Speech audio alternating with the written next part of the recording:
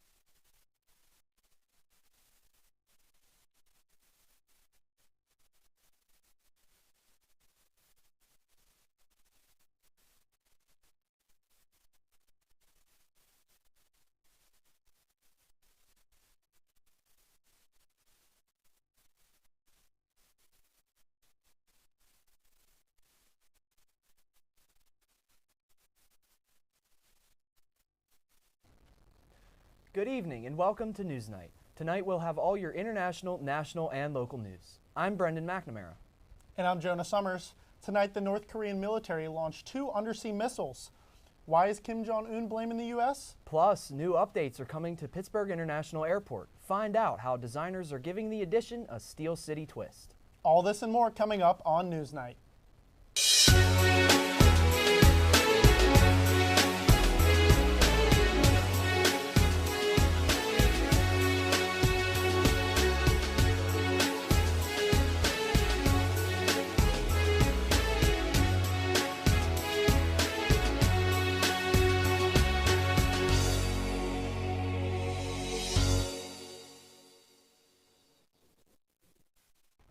As unrest in Israel enters the 10th week, it is estimated that around 500,000 Israelis took to the streets, continuing their protests against a proposed overhaul of the country's judicial system by Prime Minister Benjamin Netanyahu. According to CNN, nearly 240,000 protesters gathered in Tel Aviv, while hundreds more gathered outside the presidential palace in Jerusalem, waving Israeli flags and chanting, quote, "Israel will not be a dictatorship." On Thursday, President Isaac Herzog, whose role is largely ceremonial, urged the Netanyahu government to drop its plans. Critics of the Netanyahu plan say that it will weaken the judiciary and its ability to check the other branches of government. The proposed legislation would give the Knesset, Israel's parliament, the ability to overturn Supreme Court rulings by a simple majority vote. It would also give the government the ability to nominate judges, a power that currently rests with a special committee composed of judges, legal experts, and politicians. Protesters accuse Netanyahu of pushing for these changes to get out of his own legal troubles, including ongoing corruption trials. Netanyahu denies this, saying that the trials are collapsing on their own and that the changes are necessary to prevent judicial overreach. Israel does not have a written constitution, instead having a set of basic laws. According to a poll conducted by the Israeli Democracy Institute, 66% of Israelis believe that the Supreme Court should have the power to strike down laws that are incompatible with the basic laws. Another 63% support the current system of nominating judges. This past Sunday, the North Korean military launched 2 submarine cruise missiles in response to the U.S. and South Korea executing their biggest joint military drill in more than 5 years. The drills are 11 days long and involve military strategies to help enhance both countries' live artillery fire and ultimately just defending from any attack from North Korean forces. Now, these drills come at a very important time in the global military timeline because as former President Donald Trump tried to alleviate tension with North Korea, both the U.S. and South Korea scaled back on the drills as they imagined no attacks or invasions would result from the interaction between both the U.S. and North Korea. Now, following this information and course of events around the time of the COVID-19 pandemic, the U.S. and South Korea have decided to once again begin conducting these drills to prepare for possible military interaction with the North. As a result, North Korea launched 2 submarine-fired test missiles. South Korean military spokesperson Lee Sung-jun told AP News that, quote, South Korea's unification ministry separately called the launches very regrettable, saying that North Korea has nothing to gain by raising tensions. Though both South Korea and the U.S. have declared the drills as totally defensive and come as no threat to the North, Kim Jong-un has claimed the drills to be a massive security threat. Looking forward, we can expect these tensions to remain hot between the North and South as the drills continue. Tropical Cyclone Freddy has been traveling across the Indian Ocean since early February, and now it has made it all the way to southern Africa. Reporter Juliana Brock has more on the destruction left in Freddy's wake. Approximately 11 people have been confirmed dead and 16 people are missing after Tropical Cyclone Freddy devastated Malawi. Peter Kaleya, Malawi police spokesman, told CNN that the storm has caused inundated roadways and blackouts, making rescues difficult. Cyclone Freddy has broken records for being the longest-lasting storm of its kind and has also struck Malawi's neighbors, Mozambique and Madagascar, killing more than 20 people and displacing thousands of others across both countries. The World Meteorological Organization has described Freddy as a, quote, very rare storm, and its journey is incredible and dangerous. The impacts of Freddy were first felt on Friday, March 10th, and the reports of deaths and those missing in Malawi came out on Monday morning. Schools have been shut down until today in the 10 worst affected districts. Rescue teams are trying their best to move around the heavy rains and strong winds, and they are hoping that the damage from Freddy does not get any worse. The Dutch National History Museum of Antiques announced last Thursday that in 2021, a Dutch historian by the name of Lorenzo Rudier found 1,000-year-old medieval treasures. Those treasures were found in the city of Hogwood while Rudier was using his metal detector. The findings consisted of 39 silver coins, 4 golden ear pendants, and 2 strips of gold leaf. The most recent coin can be dated back to the year 1250. Rudier said, quote, "It was a very special discovery. I can't really describe it. Never expected to discover anything like this," end quote. While the treasure will remain the property of Rudier, it has been given on loan to be displayed in the museum. It is still unknown as to why the treasure was buried. However, the museum has stated that golden jewelry from the High and Middle Ages is a rare find in the Netherlands. Last Friday, China's capital was covered in heavy pollution as well as a dust storm. The conditions were so severe that skyscrapers weren't even visible. The website IQ Air stated that the air quality was at a hazardous level, showing that the air quality index was at 1,093, which measures far beyond what is deemed unhealthy. The site is also monitoring the amount of PM 2.5 particles in the air.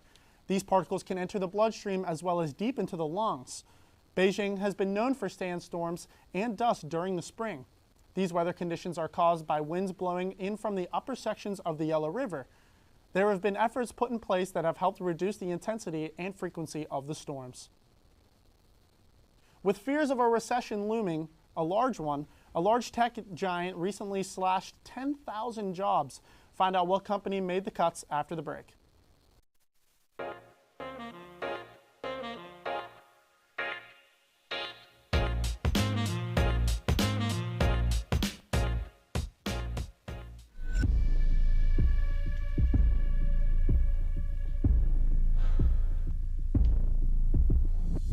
Regular physical activity is one of the most important things you can do for your health.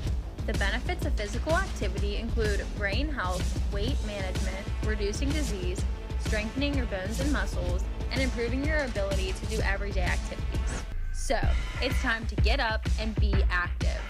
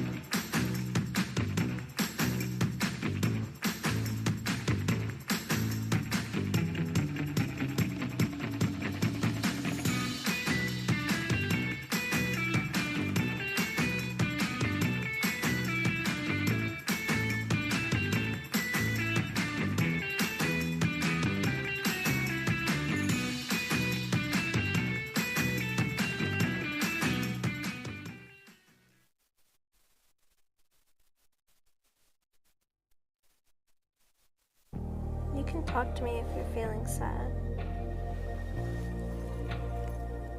Thanks for hearing me out, bro. Whenever you need to talk, I'm here, okay?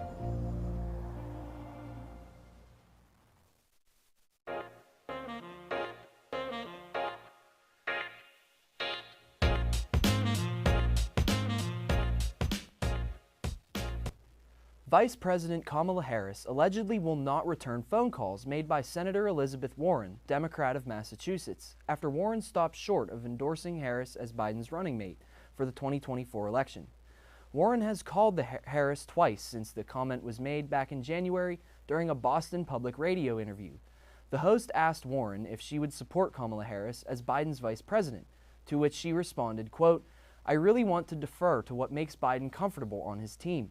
I've known Kamala for a long time. I like Kamala. I knew her back when she was an attorney general and I was still teaching, and we worked on the housing crisis together, so we go way back. But they need and they have to be a team, and my sense is that they are. I don't mean that by suggesting I think there are any problems. I think they are." End quote. After the interview, Warren released a statement saying that she fully supports the Biden-Harris ticket and never meant anything otherwise, saying, quote, "They're a terrific team with a strong record of delivering for working families," end quote. Warren has since called twice to apologize. However, Vice President Harris has not yet responded. The Democratic establishment is concerned that the negativity directed toward the Veep could prove a political problem. Democrats have also expressed concerns about Harris's basic political skills in recent weeks ahead of a potential announcement about 2024. Marissa Barnwell is a 15-year-old South Carolina high school student, and she is on the honor roll at River Bluff High School.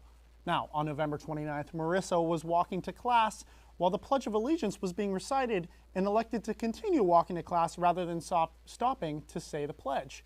Now, it was at this moment when, according to the federal complaint, special education teacher Nicole Livingston, quote, violated Miss Barnwell's constitutional rights by yelling and demanding that Marissa stop walking and physically assaulting her by pushing Marissa on the wall and forcibly touching Marissa in an unwanted way without any of her consent, end quote.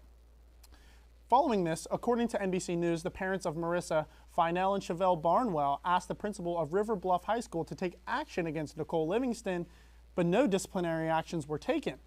School policies list that although the pledge is required to be recited every single day, there should be no penalty in failing to do so.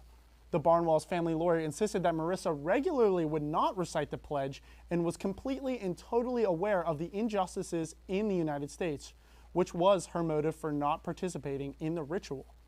The attorney representing both Livingston and the school district is working on a response to the lawsuit. We are told that there will be a response in the next few weeks. California is currently in the midst of a winter storm warning after record snowfall covered the state's northern region. NewsNight reporter Juliana Brock has the story of one California resident who got trapped in the storm.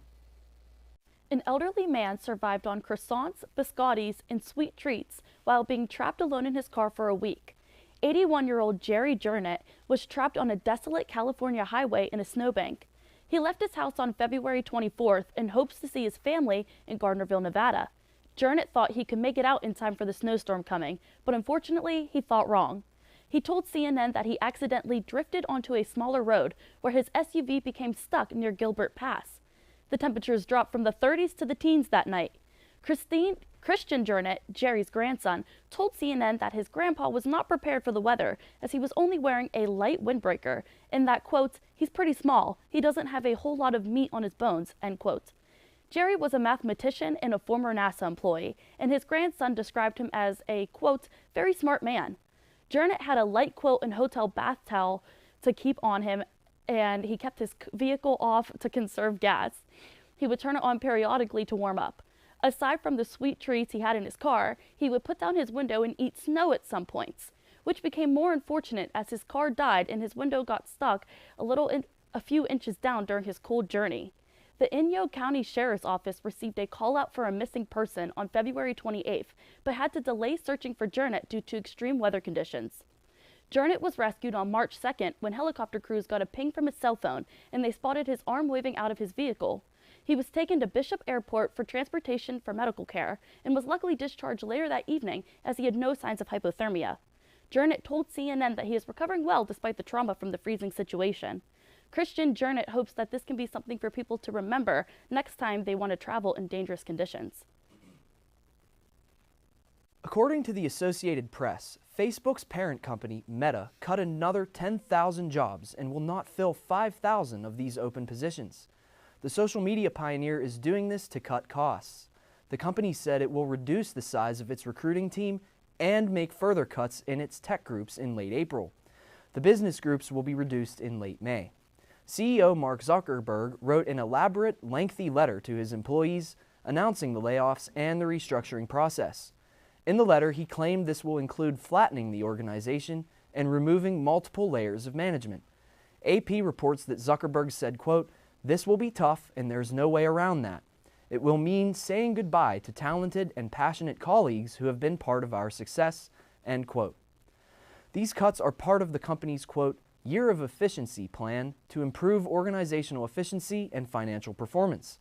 Despite the job losses, Meta plans to remain committed to building a better technology company, improving developer productivity and tooling optimizing distributed work, and increasing business performance to enable its long-term vision. Pittsburgh's St. Patrick's Day parade is back in full swing, and our reporters were on the scene to take in the festivities. Your local news is coming right up. Stay with us.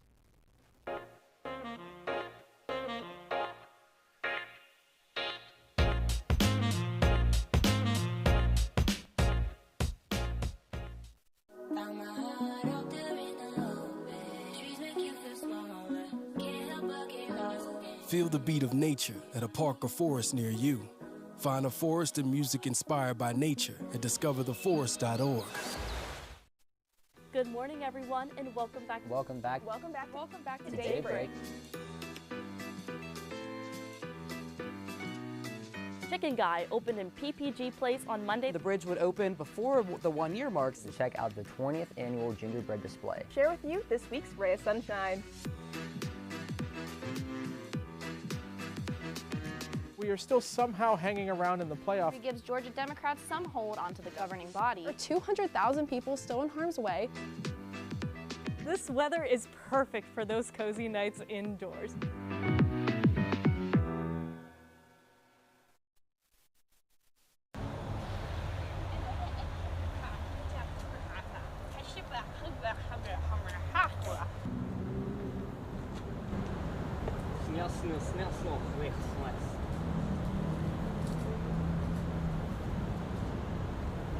Hey!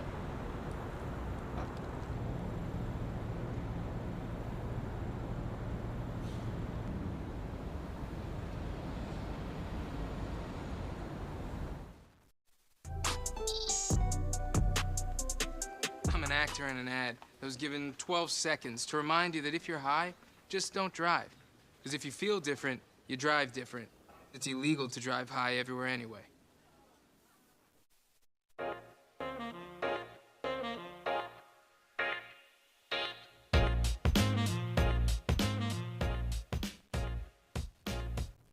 First Energy has demolished 3 massive smokestacks at the former Hatfields Ferry power plant in Masontown, Pennsylvania. The implosion was a key turning point in preparing the 236-acre property for future development. On March 4th, a specialized contractor placed explosive charges at the base of each stack, safely reducing all 3 of them to rubble in just a matter of seconds. The original twin stacks immediately next to the boiler house stood at 700 feet tall. The smaller 540-foot stack was the only one in operation at the time of the plant's closure in 2013. It was connected to the emissions control system, which went online in 2009 after decades of toxic air pollution dating back to the opening of the plant in 1969. The North American Dismantling Corporation began work at the plant last year, raising smaller structures and ductwork. The plant's 2 concrete cooling towers are slated to come down later in the summer, followed by the boiler house in the fall. The property will keep the electrical substation, which is still in operation, as well as a water intake along the Monongahela River. The demolition is also removing a public safety risk, as there have been many break-ins and thefts at the plant since its closing. Work will be complete by early 2024, and First Energy will maintain the site as an open grassy field until a buyer is found. In 1935, Berg Place Housing in Carrick was built for mixed-income housing and is set to get a new renovation to be home for affordable and green living for residents in the Carrick area. The URA, or the Urban Redevelopment Authority, and City Councilman Anthony Cogill is set to hold meetings with Carrick residents as soon as developers have finished their proposals in order to fit the needs of the community. Brownsville Road is where Berg Place resides and is also home to many mixed-income housing communities. Berg Place is said to be a prime target for these renovations, as City Council believes that the redevelopment could encourage other buyers to do the same around the Carrick area. Anthony Cogill told Trib, quote, "It's a beautiful piece of property that's been abandoned and neglected for many years, and I'm so glad we're at the point where we can showcase it, start shopping around it to what would be other developers with ideas. I'm very pleased with the progress," end quote. In the United States, Pittsburgh ranks below the median average of mixed-income housing in the United States. In progressing forward towards renovating the current housing conditions within the city in both the North and South Hills, Pittsburgh citizens can expect significant progress toward clean and affordable housing in the following years. Proposals for the properties are due on March 31st. Though shelter capacity in downtown Pittsburgh has increased with the recent opening of 2nd Avenue Commons, that facility and another at Smithfield United Church of Christ has filled rapidly, according to public source. Both facilities are now considered low barrier, meaning they do not screen individuals or families for sobriety, poor credit, criminal histories, and more. This makes the shelters more accessible for people experiencing homelessness. Now, with 2 low barrier shelters, Pittsburgh has added both shelter capacity and new concerns. Emails from several Allegheny County Department of Human Service employees described issues and concerns with 2nd Avenue Commons operator Pittsburgh Mercy. The emails described security issues, lack of leadership, bed bugs, and more problems about a month into the shelter's operation. Most staff concerns regarded security and safety. DHS employees wrote that there were no protocols for addressing theft inside the building and complained of unexplained absences of security guards. They also said they were asked to confiscate clients' weapons themselves. In addition, from 2nd Avenue Commons' late November opening through January, there have been 103 police incidents, 17 fire alarms, and 30 medical emergencies in the facility. It's obvious that there isn't just an easy fix to these problems. Weekly meetings between DHS and Pittsburgh Mercy staff have happened to work on the problems. As of now, Pittsburgh Mercy has resolved all the building challenges and is moving forward with hiring 2 employees and a night officer. The newest addition to Ross Park Mall in the North Hills area of Pittsburgh will be the first of its kind in the region. Dick's Sporting Goods' new immersive sports venue, House of Sport, will be the first store shoppers see upon driving on Ross Park Mall Avenue. The company says this is a place for athletes to not only shop for much-needed equipment, but also to practice their athletic talents. Inside the House of Sport will include a climbing wall, turf field, golf course, batting cages, and an equipment service desk. This is the company's 4th House of Sport location in the country. The other 3 are located in Knoxville, Rochester, and Minnetonka. The sports venue will occupy the old Sears department store, which closed back in 2018. The Dick's Sporting Goods venue will be located just 2 miles down McKnight Road from the regular Dick's Sporting Goods store in the McCandless Crossing Plaza. Also across the street is Dick's Sporting Goods discounted store Going, Gone. Construction has already begun and portions of the mall parking lots are currently closed off. Local sources say if construction is completed on schedule, the grand opening can be expected to take place in 2024. On Saturday, one of downtown Pittsburgh's most popular events ran right through the heart of Point Park University. So, UView reporters Ethan Rowinski and Jillian Musser took to the streets to hear from Pittsburghers at this year's St. Patrick's Day Parade. While the day may have started slow, last Saturday's annual St. Patrick's Day Parade quickly attracted vendors and spectators alike. Lots and lots of spectators. Are you guys excited for St. Patrick's Day? Yeah! The tradition, dating back over 150 years according to the Post-Gazette, usually sees close to 350,000 spectators, and while this year's parade may not have hit numbers that high, it was clear the spirit was as high as ever. I love these outfits. They're pretty iconic. Yeah, it's 15 years in the making right 15 years of making in the outfits. Yeah, year by year we get more and more going on here. So. I like it. The day's festivities consisted of about 200 individual units marching nearly 1.5 miles from the intersection of Liberty and Grant all the way to the Commonwealth Place. People lined the entire length of the parade despite the wind chill of 20 degrees, wanting to be sure they got the best seats possible. What's your favorite part of St. Patrick's Day? Just to have coming down here, listen to music and drinking and seeing the good friends. People all day were cheering on the floats and enjoying their tailgates, but more than anything, it was a time to have fun and celebrate the holiday with those closest to you. We don't get to see everybody. This is the one day a year. Forget Christmas. This is Irish Christmas for us. For UView Television, I'm Ethan Rowinski with Jillian Musser, sending it back to the station. And the St. Patrick's Day festivities aren't over just yet. According to the Trib, the city will again be illuminated by green lights this Friday. The City of Bridges is welcoming another bridge, kind of. This week, Pittsburgh International Airport unveiled new designs for a connector bridge and tunnel from the new landside terminal, which is still under construction, to the existing airside center core, according to Blue Sky Pitt. The design is based on Pittsburgh's iconic feature, the Fort Pitt Tunnel. Just like the Fort Pitt Tunnel's dramatic entrance to the city, PIT's connector bridge is designed to evoke the beauty of the region, with a feeling of expansion as passengers exit the bridge and reach the airside center core. According to the airport's publication, dynamic lighting will cover the ceiling inside the bridge to emulate the scenic skies of Western PA, with light, fresh colors in the morning and deep oranges and purples near sunset. One of the primary priorities in the construction of the new terminal is for Pittsburgh by Pittsburgh. All Pittsburghers should be ready for the return of the spotted lanternfly this spring. Experts say they are expected to be a huge concern this year due to the mild winter. Chad Gore, an entomologist with Elric Pest Control, said, quote, "Things like grapes and apples and other things, those are some of the major crops that we produce in the state, and they can damage those." End quote.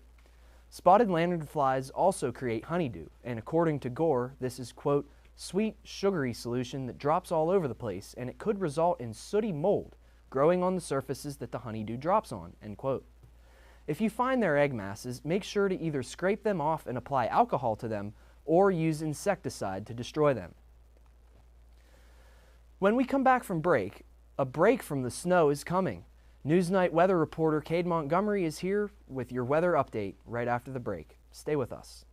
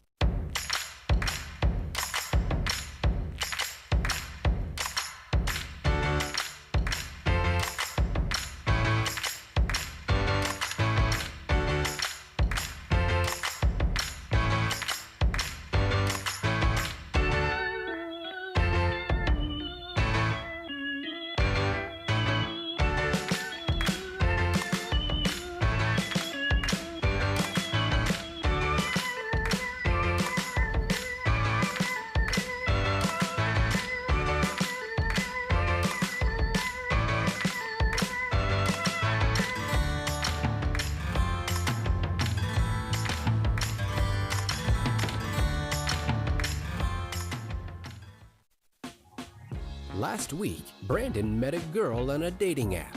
One day after work, he finally found the courage to ask her out. No answer. He started to panic. Was he being too pushy? Maybe it was too Sorry I didn't respond. I was driving. I would love to go on a date. How does tonight sound? Brandon tried to play it cool, but inside he knew.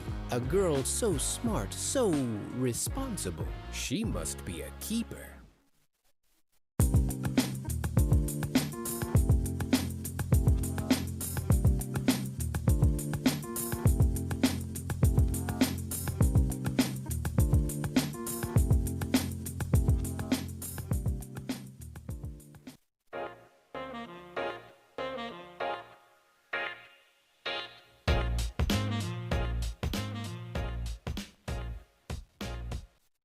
Great news for animal lovers in Australia.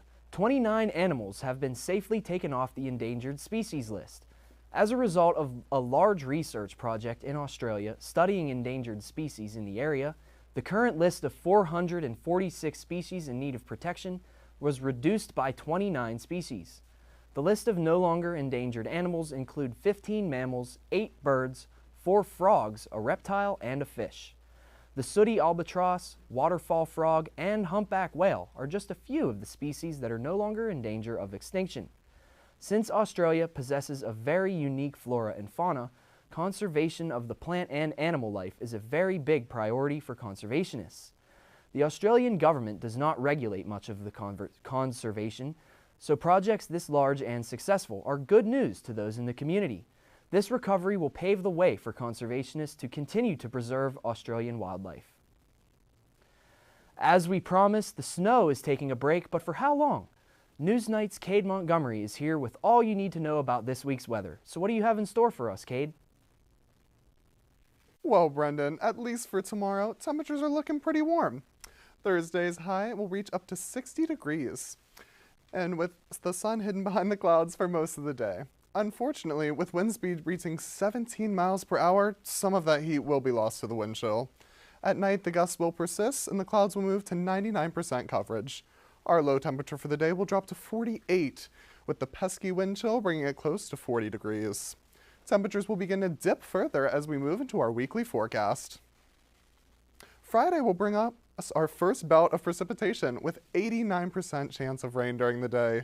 The weekend should keep us dry, but don't let that sun deceive you because Saturday and Sunday will bring temperatures down in the mid-30s. On Monday, however, we flip the switch to consistent temperatures in the low 50s, even on Tuesday with 97% cloud cover. Then on Wednesday, it's back to feeling like this week again with a mix of rain and snow. So be sure to soak in tomorrow's weather while we still have it. Now let's send it back to Brendan and Jonah. Thank you for tuning in to this week's episode of NewsNight.